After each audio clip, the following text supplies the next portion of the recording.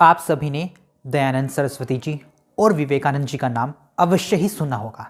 दोनों ने समाज में व्याप्त कुरीतियों को खत्म करने के लिए अपने अपने तरीके से मुहिम निकाली, परंतु कभी ऐसा नहीं हुआ कि दोनों ने एक दूसरे पर कटाक्ष किए हो कि दयानंद सरस्वती जी कह रहे हो कि विवेकानंद जी की थ्योरी बिल्कुल गलत है, उनके सिद्धांत बिल्कुल गलत है, लोगों को इस प्रकार के सिद्धांतों का पालन नहीं करना चाहिए, बिल्कुल बिग स्कैम है ये। यह विवेकानंद जी ने दयानंद सरस्वती को ऐसा नहीं कहा होगा कि नहीं, जो दयानंद सरस्वती जी कह रहे हैं वेदों की और लौटो बिल्कुल बेकार की चीज़ है, वेदों में कुछ नहीं रखा है।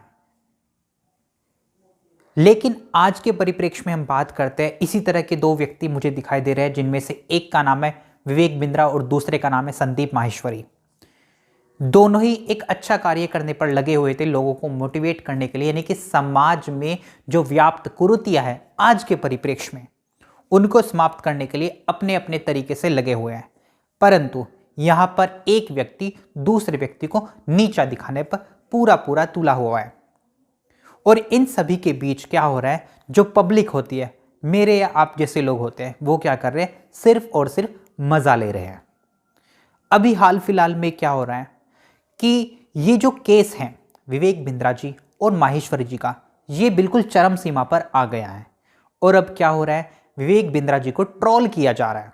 जी हाँ, उनके मीम बनाए जा रहे हैं, कोई उन्हें लेकर किस प्रकार की बातें कर रहा है, कोई किस और तरह की बातें कर रहा है, कुछ कहा नहीं जा सकता।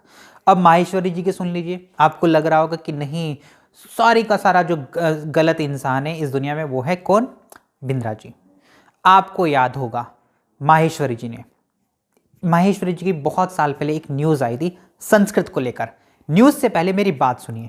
मान लीजिए मुझे कार चलानी नहीं आती है, तो क्या कार जो लोग चलाते हैं वो गलत होते हैं, वो बेकार होते हैं? नहीं।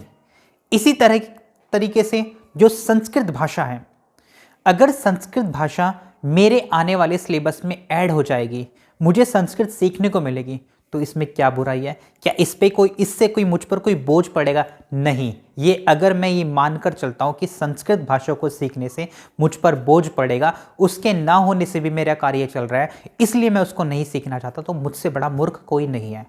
यही वक्तव्य दिया था माहेश्वरी जी ने कि जब संस्कृत के बिना हमारा काम चल रहा है, मुझे संस्कृत नहीं आती है, तो मैं इस संस्कृत को सीखकर बोझ क्यों बढ़ाऊं।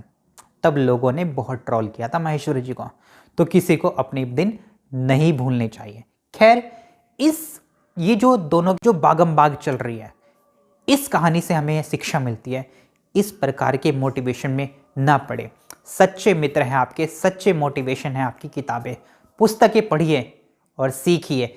देखिए महापुरुषों ने देश को बदलने के लिए, समाज को बदलने के लिए, राष्ट्र को बदलने के लिए किस प्रकार अपने प्राणों की आहुति दे दी है।